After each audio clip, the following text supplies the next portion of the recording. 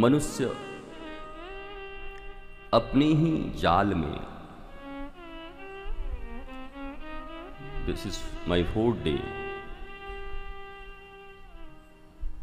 मैं फिर कह रहा हूं कि अपने ही जाल में, कोई बहेलिया नहीं है जाल बिछाने वाला हमारे लिए। पंछी तो तब फंसते हैं जब कोई बहेलिया जाल बिछाता है, पर हम वो लोग हैं जो खुद ही अपना जाल बनाते हैं और खुद ही फंसते हैं। इसलिए सहानुभूति नहीं होती।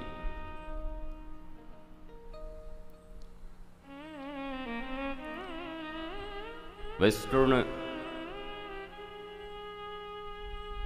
शेक्सपियर ने जरूर कहा होगा कि sympathy is better than gold, but हम एग्री नहीं है, ना हमारा शास्त्र है।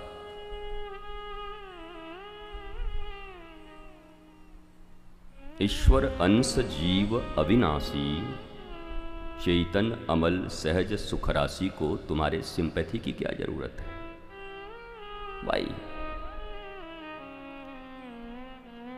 स्वयं को इतना दया निधान, करुणा निधान और महान बनाने की इतनी आवश्यकता क्या है कि मैं सिंपैथी, यार नो नीड। ये सब पता नहीं किन शास्त्र और कहां की बातें हैं। जब बुद्धि पर विवेक का फिल्टर नहीं होता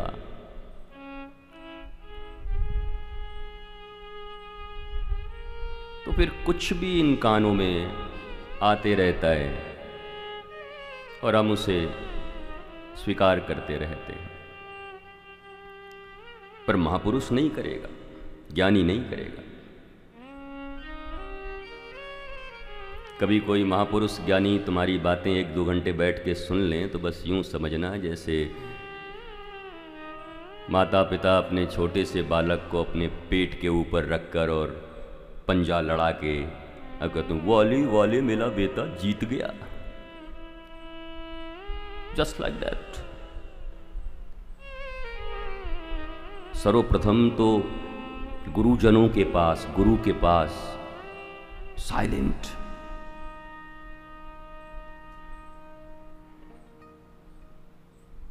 आप यहां जब भी जाओ उन श्रेष्ठ पुरुषों के पास तो श्रवण की दृष्टि से जाओ, कितना सुन लूं। आज प्रहलाद जी का भी, भगवान नरसिंह का भी प्राकट्य है और उनकी नवधा भक्ति यही है, श्रवणम कीर्तनम विष्णु स्मरणम पाद सेवनम। प्रथम भक्ति संतन कर संगा, दीति रति मम कथा प्रसंगा। सब जगह श्रवण का बड़ा महत्व है। गोपी भी कह रही है, श्रवण मंगलम श्रीमदाततम भुवि गुणंती ते भूरिदा जना।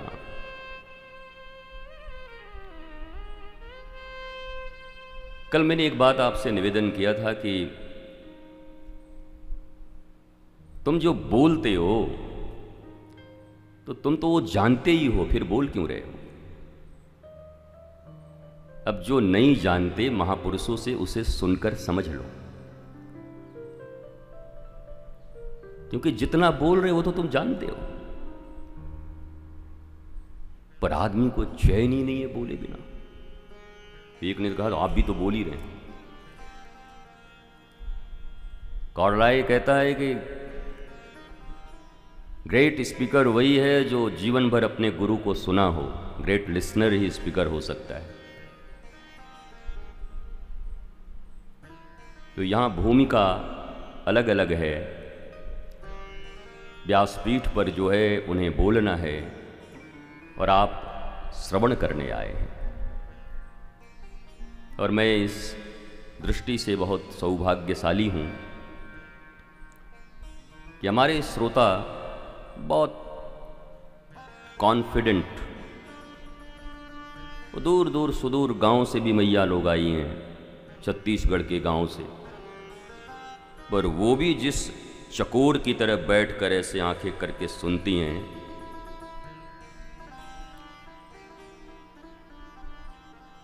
वो पीछे बैठा हुआ भी आदमी ऐसे करके, बिहार से आया हुआ चंद्रशेखर भी दीवार से लगा हुआ ऐसे चकोर की तरह जब सुनता है, तो श्रोता बहुत अच्छे।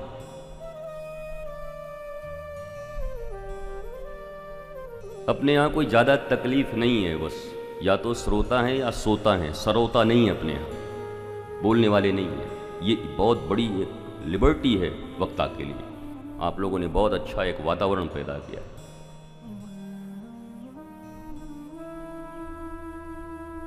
आज प्रतीक्षा का दिवस है।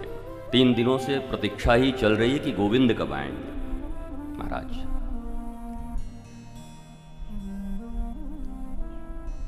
बहुत लोग परीक्षा में पड़े हैं, बहुत लोग समीक्षा में पड़े हैं, पर भक्त सदा गोविंद की प्रतीक्षा में पड़ा रहता है कि कभी तो दीन दयाल की भनक पड़ेगी कान।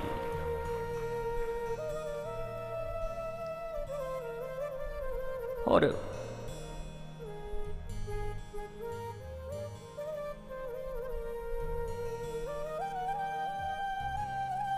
जीवन में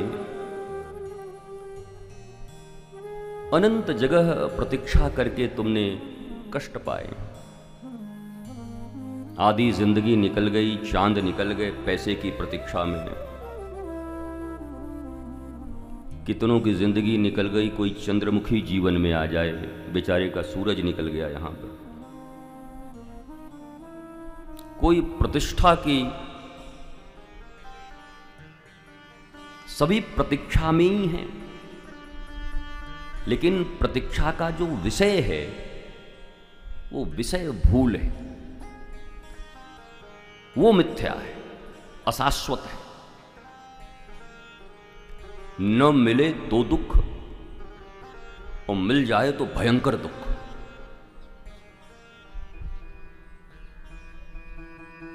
आप कितना रिसीव कर पा रहे हैं मुझे पता नहीं, पर ये अनुभूत है जीवन में।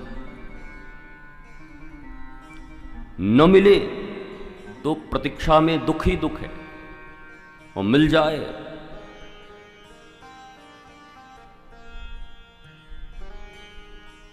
तो फिर दुख का तो कोई सीमा ही नहीं है, अनंत दुख है आपके ऊपर। क्योंकि श्रीमद् भागवत के अनुसार आप कंस हैं। आप मतलब मैं, आप नाराज मत होना। हमारा श्रोता नाराज हो गया तो कौन आवे वो।